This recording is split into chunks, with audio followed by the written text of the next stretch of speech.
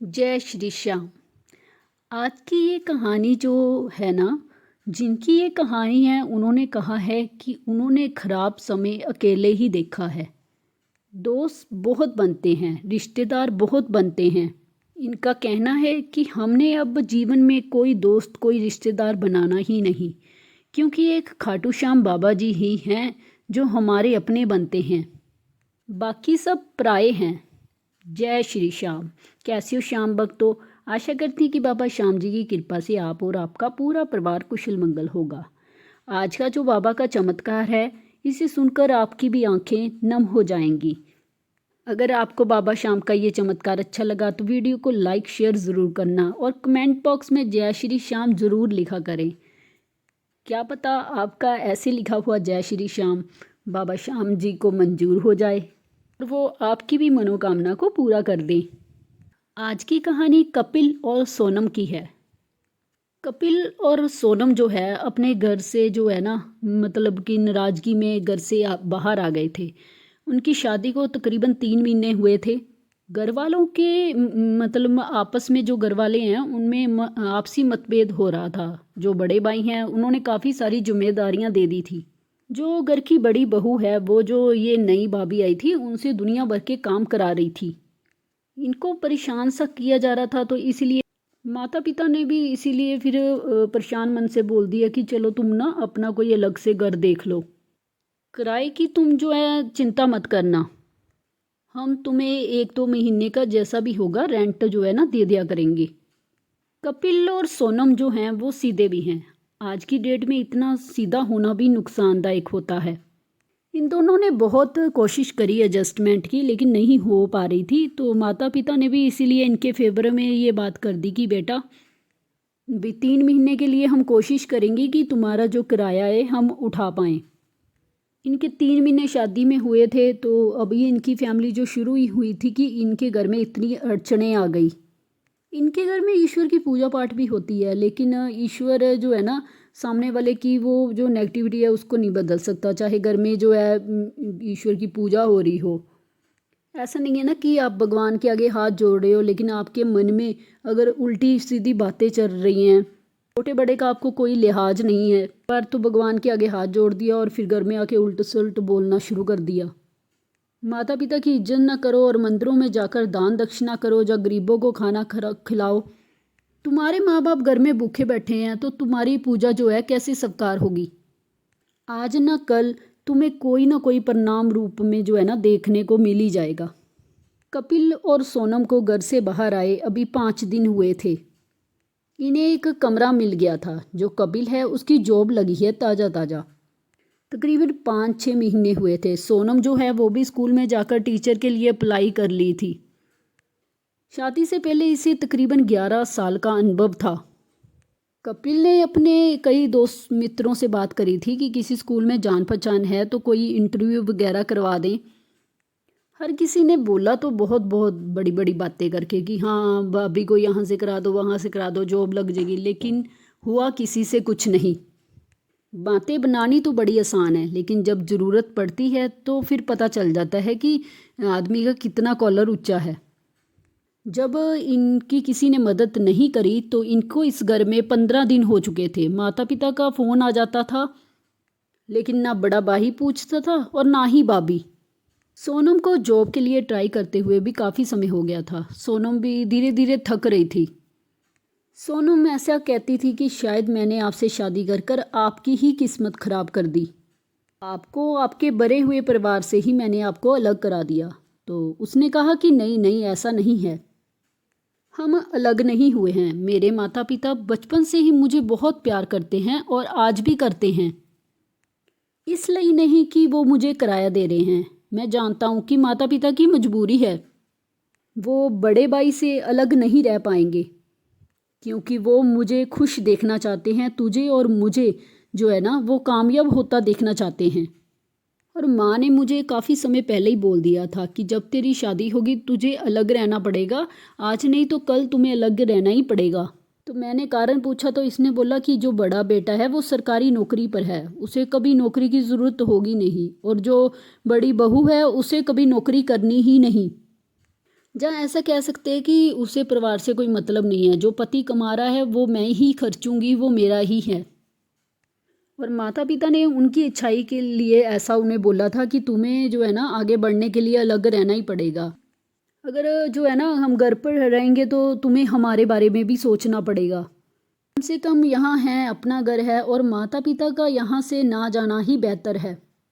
वो मकान जो है ना मम्मी पापा ने जैसे तैसे कर कर बनाया है। सोनम ने कहा कि क्यों ना हम मम्मी पापा को जो है ना यहाँ ले आएं। तो उसने बोला कि नहीं, अगर हम मम्मी पापा को यहाँ ले आएंगे ना तो तू समझदार है कि वहाँ फिर वो वापस अपने घर जा नहीं पाएंगे, और हमारा तो अभी अपना खुद का ही घर बिगड़ा हुआ है, अभी तो हम खुद किराए के मकान पर रह रहे हैं।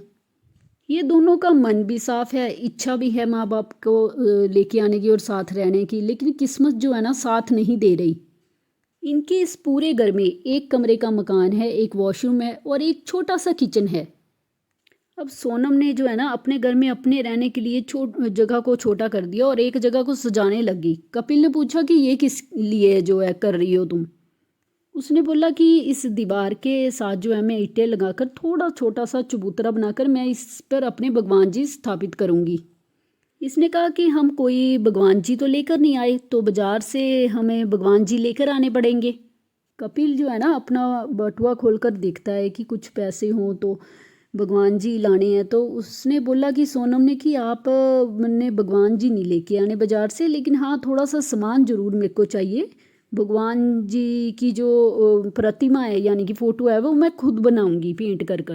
मैंने जो है ना आर्ट्स रखी हुई थी, और आर्ट जो है ना मुझे बहुत अच्छी लगती है करनी, और मैं एक बड़ा कैनवस लेकर आऊँगी और उससे खुद आर्ट कर कर जो है भगवान जी की प्रतिमा बनाऊंगी, अपने हाथ से बनाऊंगी, उस पर लेमिनेशन होगा और फिर उसकी पूजा करूंगी, फिर उसकी पूजा करूंगी। तो इसने कहा कि अच्छा आर्टिस्ट। मजाक मस्ती होती रही। उसने कहा कि ठीक है फिर मैं अभी जाता हूँ। तो उसने कहा नहीं नहीं, अभी तो आप दफ्तर से आए हो। ये कहने लगा कि नहीं मैं अभी जाऊँगा। ये मार्केट गया, वहाँ से कैनवस लाया, कुछ वाटर कलर लाया और आकर उसे दी और बोलने लगा कि तुम कौन से ईश्वर की प्रतिमा बनाओगी। इसने कहा कि मैं अगर शिव परिवार बनाऊं वो भी कैनवस पर बन सकता है, पर मैं कुछ अलग करना चाहती हूँ। तो उसने कहा कि अच्छा तुम ऐसे करो कि तुम पेंटिंग के बारे में सोचो कि तुमने क्या बनाना है, उतने में मैं खाना बनाता हूँ। वो खाना बनाने लग गया और ये सोचती रही। फिर इसने थोड़ा स्काई ब्लू कलर का, लाइट स्काई ब्लू कलर का जो है ना उसका कैनवस का बेस तैयार कर दिया। आकर कपिल ने कहा कि ये क्या बात हुई, तुम कह रही थी मुझे सोचना पड़ेगा कि मैं कौन से ईश्वर की फ़ोटो जो है ना वो बनाऊं, और अब तूने शुरू भी कर दिया। तो उसने बोला कि नहीं, मैंने अभी बेस तैयार करा है, बैकग्राउंड अभी ये सूखेगा, उसके बाद मैं देखती हूँ कि कौन से ईश्वर की तस्वीर जो बनाऊंगी। कपिल ने कहा कि हाँ तुम बातें तो बहुत बड़ी बड़ी कर रहे हो, कि हो सकता है कि तुम जब ईश्वर बनाओ तो वो चमत्कार हो जाए और हमारे घर में अच्छा होने लग जाए। और चमत्कार कुछ ऐसा हुआ कि जिसकी इन्हें उम्मीद भी नहीं थी, आपको भी नहीं होगी। अगले दिन सुबह सुबह बड़े भाई का फ़ोन आया। बड़े भाई ने कहा कि अगले महीने से भीख मांगनी बंद कर दे। इसने बोला कि नमस्ते भैया, क्या कह रहे हो आप। बड़े भैया ने कहा कि मैंने बोला मेरी बात ध्यान से सुन, नमस्ते नमस्ते बंद कर, अगले महीने से तुझे जो भीख है ना वो नहीं मिलेगी।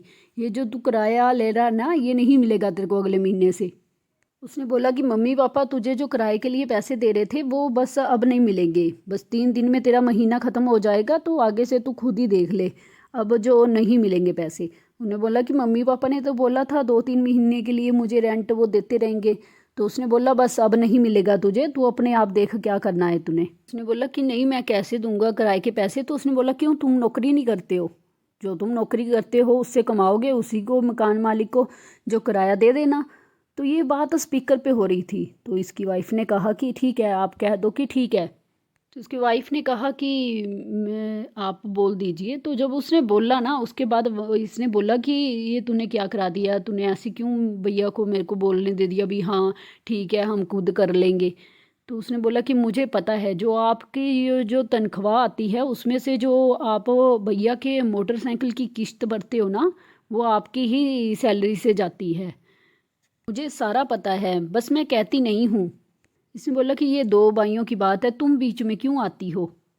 वो कहती है अगर ऐसी बात है तो फिर बड़े भाई ने अपने छोटे भाई को ये क्यों कह दिया कि भीख मांगनी बंद कर दे। क्या सिर्फ प्यार और सम्मान आपकी साइड से ही होगा। बड़े भाई की मोटरसाइकिल की किस्तें आप क्यों दे रहे हो। आपका घर नहीं है, आपका परिवार नहीं है। जैसे वो कह सकते हैं कि अब से भीख नहीं मिलेगी, तो आप भी कह देते कि अब से किस्तें नहीं दी जाएगी। थोड़ा कठोर बनना सीखिए, इतना भी सीधा होने की ज़रूरत नहीं है।